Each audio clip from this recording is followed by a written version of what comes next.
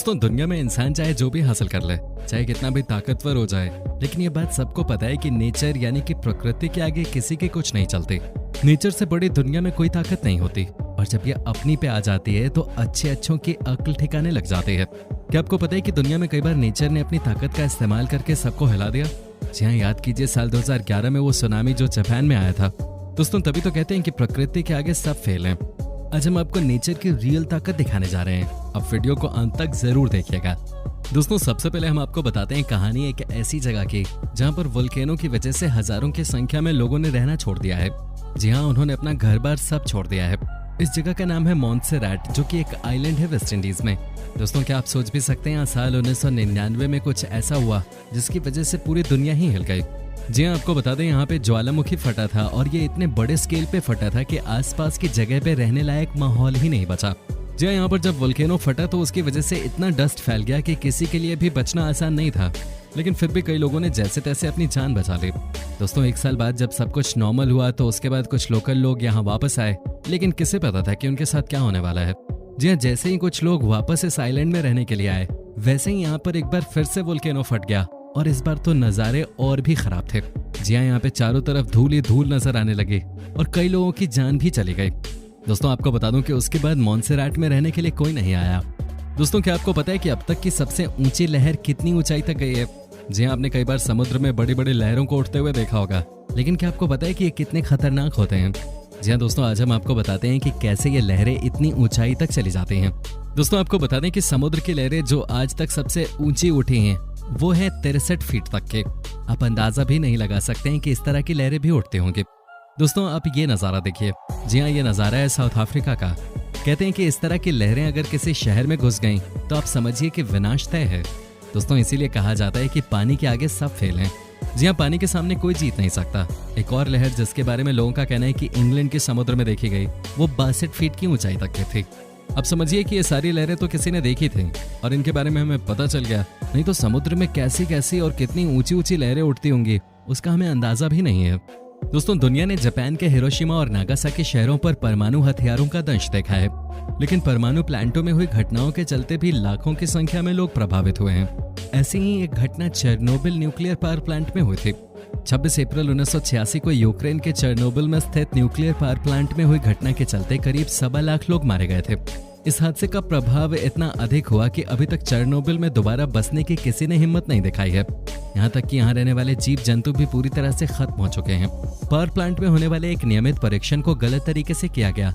इसके बाद प्लांट में हुए 2 बड़े विस्फोटों ने रिएक्टर की 1000 टन की छत को उड़ा दिया। इससे हिरोशिमा पे गिराए गए परमाणु बम की तुलना में 400 गुना ज्यादा रेडिएशन निकला। प्लांट में हुए विस्फोट में 2 कर्मचारियों की मौत हुई। वहीं आने वाले महीनों में रेडिएशन के चलते 28 और लोगों की मौत हो गई। दूसरी ओर रेडिएशन की चपेट में आने की वजह से हजारों की संख्या में लोगों को कैंसर हो गया, जो उनकी मौत की वजह बना। चेरनोबिल की घटना ने लोगों के बीच न्यूक्लियर प्लांट के खतरे को उजागर किया। साथ ही सोवियत संघ की सरकार की विफलता को भी इसने उजागर किया। यूक्रेन की सरकार ने 1995 में बताया कि चेरनोबिल रेडिएशन की वजह से लगभग 1.25 लाख लोगों की मौत हुई। संयुक्त राष्ट्र चेरनोबिल फोरम की 2005 की एक रिपोर्ट में अनुमान लगाया गया कि दुर्घटना के बाद के महीनों में 50 से कम लोग मारे गए थे। वहीं 9000 लोग चेरनोबिल के रेडिएशन के संपर्क में आने से हुए कैंसर की वजह से मारे गए। चेरनोबिल आपदा से लोगों के स्वास्थ्य पे क्या प्रभाव पड़ा, ये अभी भी अस्पष्ट है। दूसरी ओर प्रिपियट में रहने वाले करीब 50,000 लोगों को वहां से बाहर निकाल लिया गया। लोग अपने घरों और सामानों को छोड़कर वहां से जान बचाकर भाग निकले। सन हेलोज। दोस्तों अगर मैं आपसे ये कहूं कि इसी दुनिया में कई ऐसी जगह हैं जहां पर कि सूर्य को एक होल में देखा गया है, तो आप क्या कहेंगे? जहां सूर्य को एक रिंग के अंदर देखा गया है। इस नेचुरल फिनोमेना को सन हेलोज कहते हैं। सबसे पहले हम आपको बताते हैं कि ये सन हेलोज हैं क्या। दोस्तों इस घटना को 22 डिग्री हेलो के रूप में जाना जाता है, क्योंकि सूर्य और चंद्रमा के चारों ओर बनने वाले इस गोले की त्रिज्या लगभग 22 डिग्री होती है। 22 डिग्री हेलो एक प्रकाशीय घटना है जो आइस क्रिस्टल हेलो के परिवार से संबंधित है। सूर्य या कभी कभी चंद्रमा का हेलो तब बनता है जब सूर्य या चंद्रमा की किरणें क्लाउड में मौजूद हेक्सागोनल आइस क्रिस्टल के माध्यम से विक्षेपित हो जाते हैं। इन बादलों में लाखों छोटे बर्फ के क्रिस्टल्स होते हैं जो एक गोलाकार इंद्रधनुषीय रंग का आभास देने के लिए प्रकाश को अपवर्तित, विभाजित और यहाँ तक कि परावर्तित करते हैं। हेलो के प्रकट होने के लिए क्रिस्टल को आपकी आंखों के संबंध में चमकदार और सही अवस्था में होना चाहिए।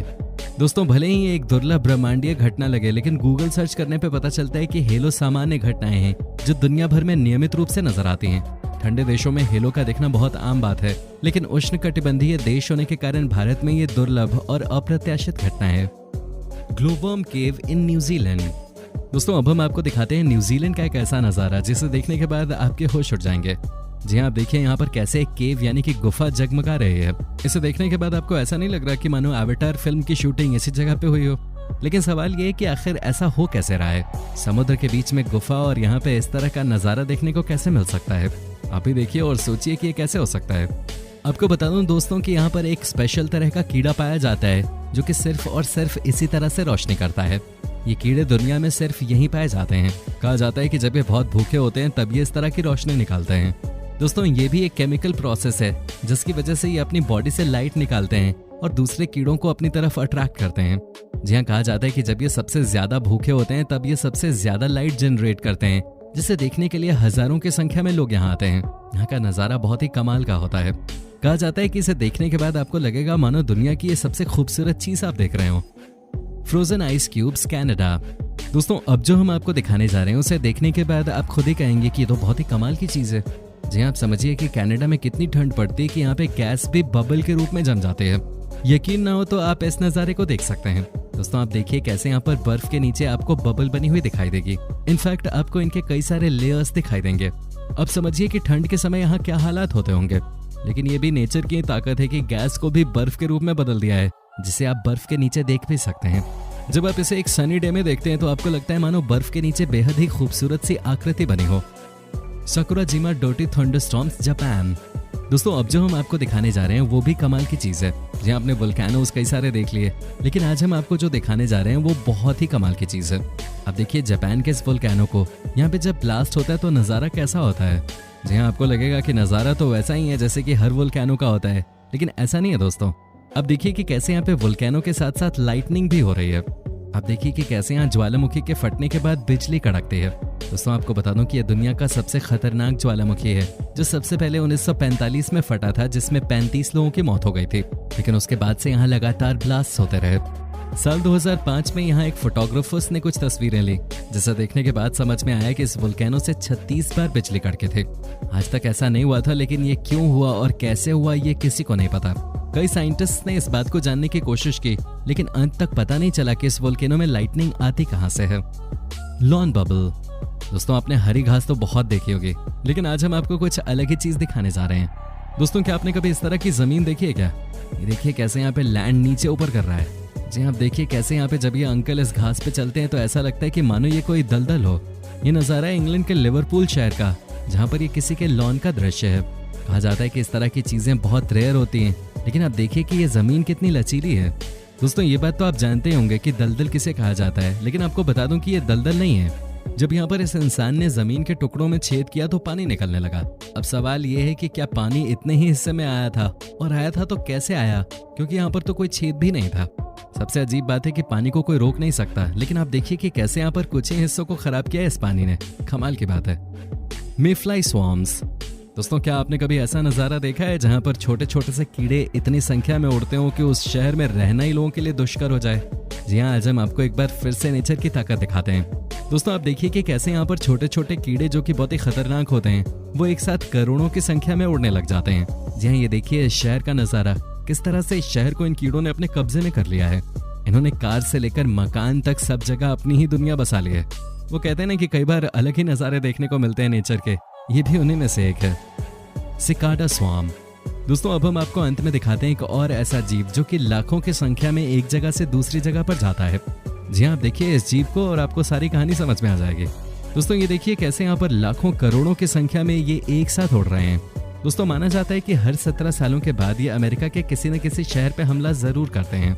जी हाँ, ये हर रोड पे हर जगह आपको उड़ते हुए दिखेंगे। इनके बारे में एक ही बात कही जाती है कि ये काफी खतरनाक होते हैं, और ये जब आते हैं तो इनके सामने किसी की नहीं चलती। इस नज़ारे को देखकर ही आपको ये समझ में जरूर आ गया होगा। दोस्तों उम्मीद करता हूँ कि आपको हमारा ये एपिसोड पसंद आया होगा। साथ ही दोस्तों अगर आपको इस वीडियो पे कोई राय देनी है तो आप हमें कमेंट करके बता सकते हैं। हमें आपके कमेंट्स का इंतजार रहता है। दोस्तों अगर आप हमारे चैनल पे हैं तो प्लीज चैनल को सब्सक्राइब जरूर कर दीजिएगा, क्योंकि हम आपके लिए रोज ही इस तरह के वीडियोस बनाते रहते हैं। अपना ख्याल रखिएगा। Bye bye.